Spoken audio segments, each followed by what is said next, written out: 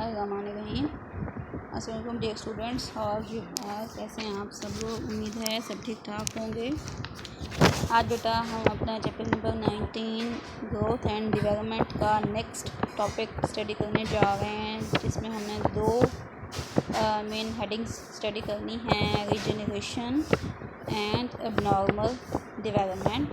Let's move towards the first topic, that is regeneration. Regeneration है क्या? The ability to regain or recover the lost or injured body part is called regeneration. So this is about the definition of regeneration, that if any body part is lost or injured, then the ability of an animal or plant to regain it will be known as regeneration. We will discuss regeneration one by one in animals and plants, but first of all we will discuss in plants. In plants, regeneration is the basis for plant propagation. Plants में इसको नाम दिया जाता है plant propagation का. And now we have an idea that what is plant propagation.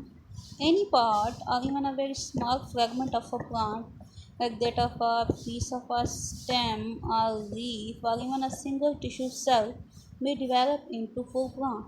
This is known as plant propagation. A part of the stem with few leaves may be taken from many kinds of plants, and when planted in soil they form a complete plant. This is plant propagation. Look at the diagram and this statement will become clear. You can see that a plant is gutted on many sides and each part will going to be developed into a new plant. So this is plant propagation. Now we will discuss regeneration in animals, and first of all we will discuss in simplest animals, which are sponges. So regeneration in sponges. Sponges have simplest organization, therefore they have highest power of regeneration. Not only the lost body parts may regenerate, but entire new organism may also be regenerate in sponges. आप देख सकते हैं कि sponges को बहुत सी जगह पे cut down किया जा रहा है, और कट डाउन होने के बाद उसके बहुत से पीसेस बन गए हैं, लेकिन एंड में आके दोबारा वो पीसेस रीजॉइन होके एक फुली तौर पे एक नया स्पॉन्ज बन गया है. So this is regeneration in sponges. Next है regeneration in lobsters. Lobsters जो हैं इनका बेटा एक ख़ास किस्म का स्ट्रक्चर होता है, उसे वो कहते हैं पिंसर क्ला. ये वो यूज़ करते हैं अपने प्रीडेशन के लिए. तो पिंसर क्ला इनका एक मॉडिफाइड लेग है. तो अगर ये टूट जाता है तो ये दोबारा बन जाता है रिजेनरेशन के थ्रू. आप इस डायग्राम में देख सकते हैं ओल्ड लॉबस्टर क्ला है जो कि टूट गया है, डैमेज हो गया है, और उसके टूट जाने के बाद एक न्यूली रीजेनरेटेड लॉबस्टर क्ला है जो कि दोबारा अब नया बन रहा है, रिगेन हो रहा है. ये देखें, आपको ये जो पिंकिश सा ये एरिया नज़र आ रहा है, अब ये नया लॉबस्टर क्ला जो है वो डेवलप होगा. दिस इज़ ओल्ड, टूट गया है, and this is new one. Next है रिजेनरेशन इन स्टारफिश.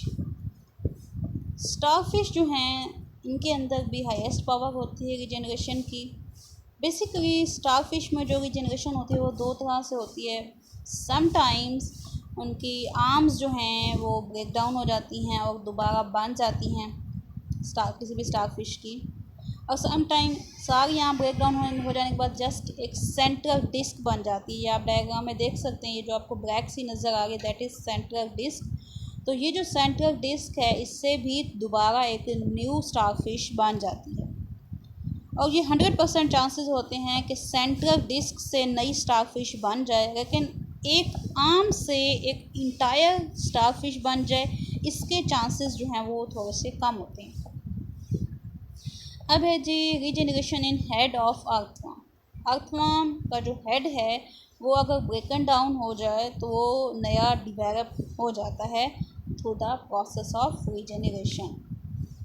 नेक्स्ट है रिम्ब रीजनरेशन इन सैलमेंडर्स। रिम्ब कहते हैं बेटा रेग्स को।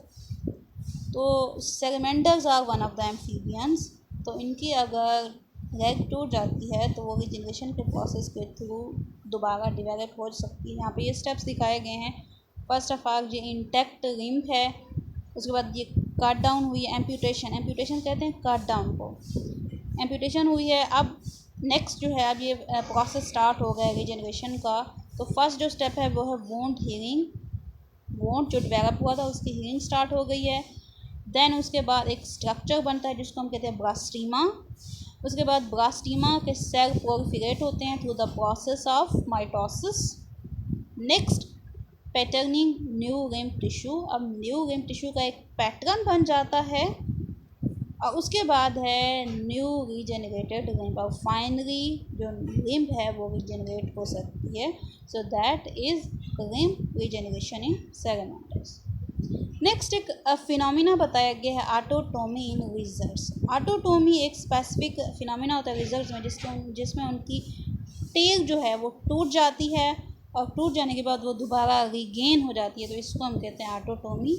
असल में ये एक मॉडिफाइड फिनोमिना है रेप्टाइल्स में कि वो अपने जो प्रीडेटर है जो उनके ऊपर अटैक कर रहा है उसको धोखा देने के लिए ये फिनोमिना होता है कि जब कोई प्रीडेटर उन पर अटैक करे तो वो अपनी टेल को ब्रेक डाउन कर देते हैं और खुद वहाँ से भाग जाते हैं। और प्रीडेटर को ये लगता है कि वो जो टेल है दैट इज़ इंटायर एनिमल। तो इस तरह से डिस्ट्रैक्शन हो जाती है और animal will become safe. So this phenomena will be known as autotomy. Autotomy में जो उनकी टेल होती है काडर वर्टिब्री से टूट जाती है और दोबारा वो रीजनरेट हो जाती है। So this is known as autotomy. Next है जी रीजनरेशन इन फ्लैटवर्म्स। और एग्जांपल हमारे पास है जी planaria.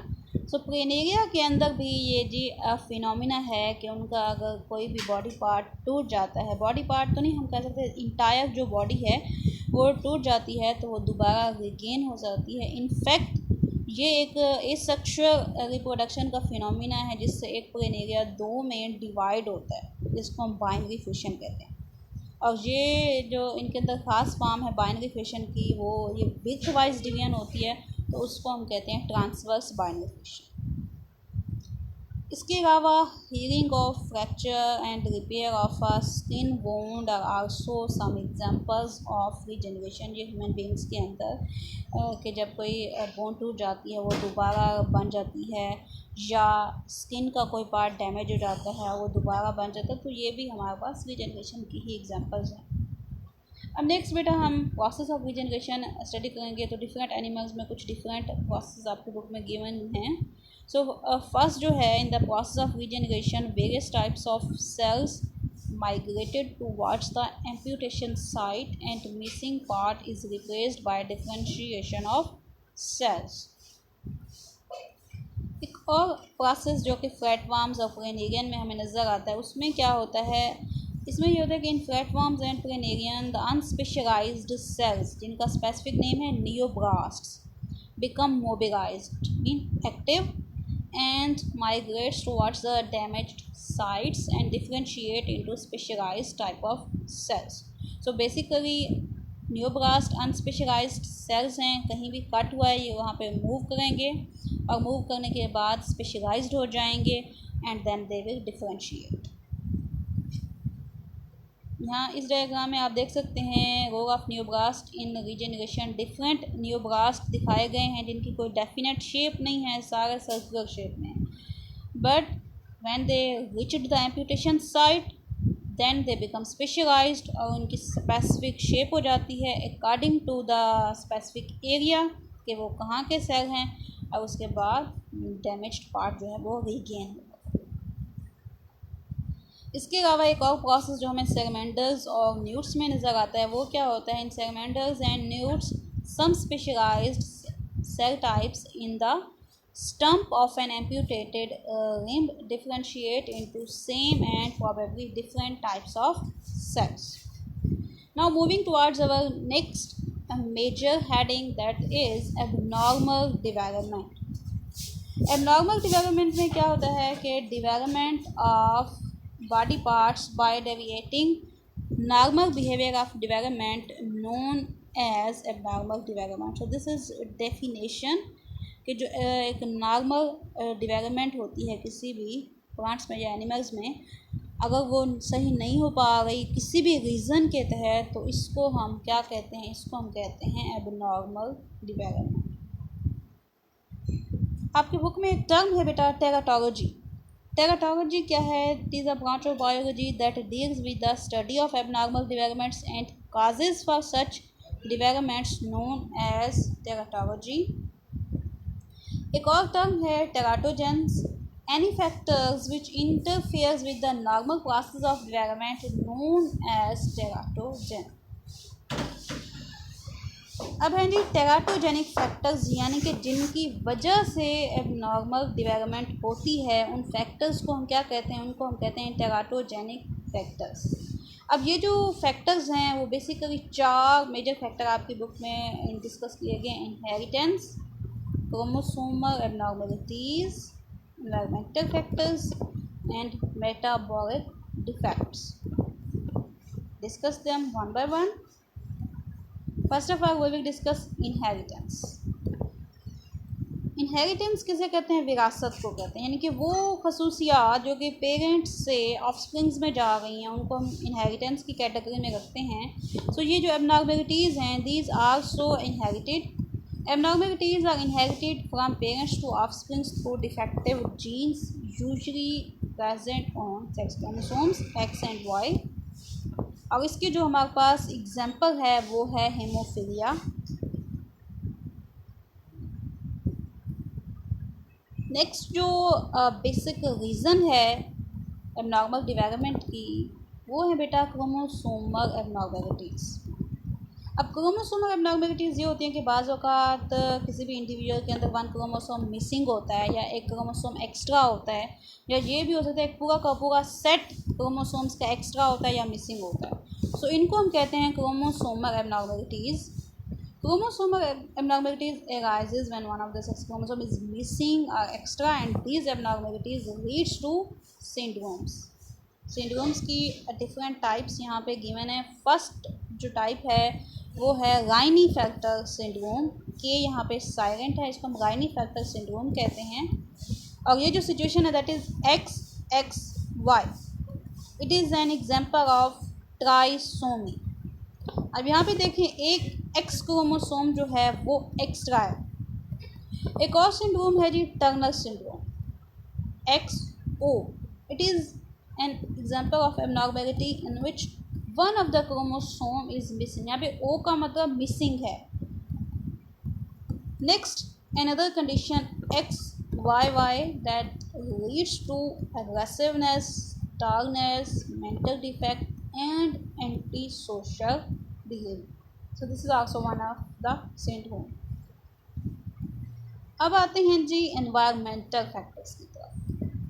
environmental factors which act as teratogens include ionizing radiations, यानी कि एक्स-रेज हो गए, गैमा रेज, बीटा रेज।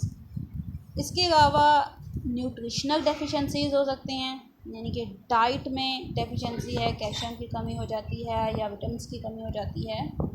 इसके अलावा absence of certain substances, vitamins and trace elements. और उसके बाद है जी toxins and drugs ingested by mother. अच्छा, यहाँ पे ड्रग्स के बारे में हमारी सोसाइटी में तो ये थोड़ा सा कम है, लेकिन दूसरी सोसाइटीज़ में सम मदर्स बिकम्स अल्कोहल, तो उसकी वजह से बहुत सी सिचुएशंस राइजेज होते हैं। One of them is microcephaly, यानी कि जो न्यू बॉर्न होंगे उनमें ये सिचुएशन होगी दैट दे आर माइक्रोसिफेलिक। और इसी तरह से बहुत से टाइप के एबनॉर्मलिटीज़ जो हमें नज़र आती हैं ड्रग इंजेस्टिंग मदर के अंदर, वो एबनॉर्मल डेवलपमेंट में आती है बेटा। तो नेक्स्ट जो है वो हमारे पास हैं जी मेटाबॉलिक डिफेक्ट्स। मेटाबॉलिक डिफेक्ट्स जो हैं इनकी वजह से क्या होता है? Metabolic defects leads to structural deviations from the normal development, यानी कि फिजियोलॉजी में उनकी बज़ाहिर जो न्यू बॉर्न हैं उनमें कई ऐसे स्ट्रक्चर होते हैं जो कि नॉर्मल पर्सनस में नहीं होते, ये मेटाबॉलिक डिफेक्ट्स में आ जाते हैं। These abnormalities usually occurs during organogenesis, जब organ बन गए होते हैं and results into missing or extra body parts and the bald individual is malformed. Examples of metabolic defects. First जो है that is microcephaly. Micro mean small and cephaly mean head. In this individual are born with small sized skull. Look at the diagram. There is one infant with a normal head size and the other is microcephalic, means his head is small. So this situation will be known as microcephaly. Next जो एक condition है cleft पैलेटी. पहले आप इन words के meaning को समझें. Cleft कहते हैं टूटना या टूटा हुआ, और पैलेटी कहते हैं roof of the oral cavity को. हमारे ओरल कैविटी की जो छत होती है, ऊपर वाला जो पोर्शन होता है, उसे हम पैलेटी कहते हैं, या इसे आम जबान में तालू भी कहा जाता है. In this abnormality, individuals have their upper lip folded or hair lips. अब देखें दो सिचुएशन है, या तो अपर लिप फोल्डेड होगा या हेयर लिप्स होंगे. हेयर कहते हैं कट को, कटा हुआ. आप इस डायग्राम में देखें तो आपको ये सिचुएशन वाज़ेह हो जाएगी क्लेफ्ट पैलेटी की.